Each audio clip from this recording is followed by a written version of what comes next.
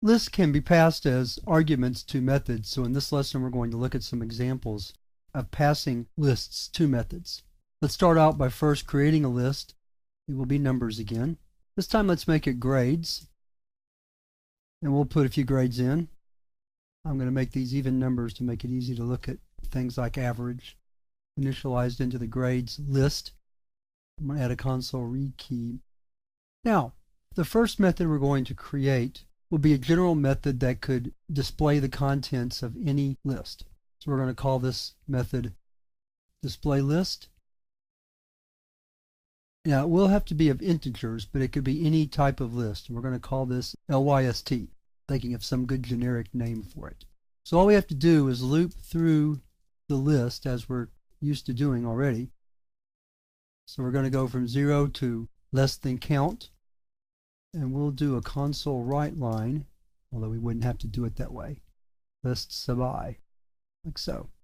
So let's call this method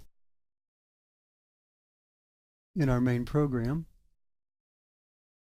And there's our list. The next thing we might want to do is create a method that will compute the average of the grades. So we'll call this one static double average.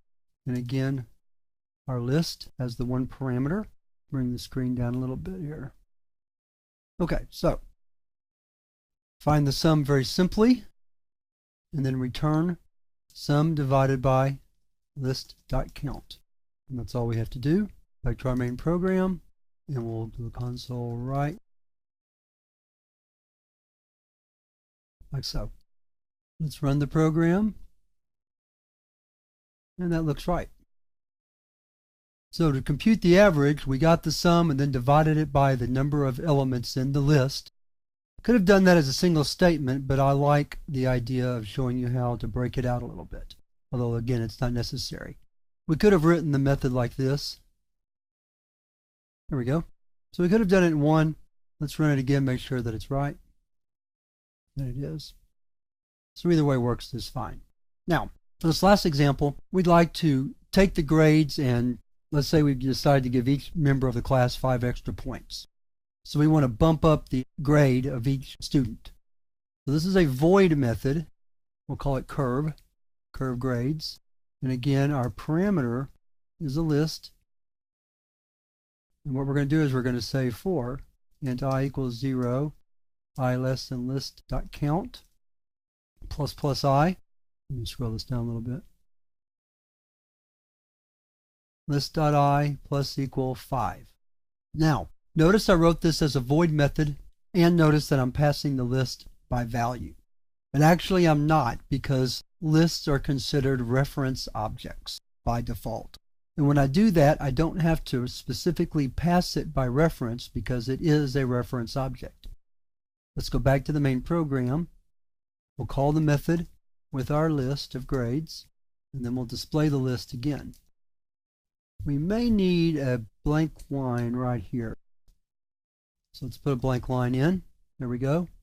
So let's run the program. So our first set of grades was 50, 60, 70, 80, 90, 100. Now it's 55, 65, 75, 85, 95, and 105.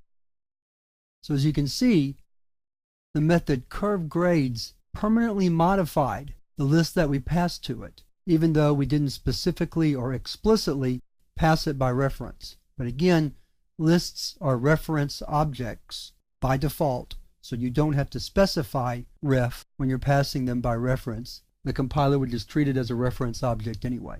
So there are 3 good examples of how lists can be passed as arguments to methods. So now we're ready to move to the next lesson where we're going to discuss how to create random sets of data for our lists, especially numeric data, by learning how to generate random numbers.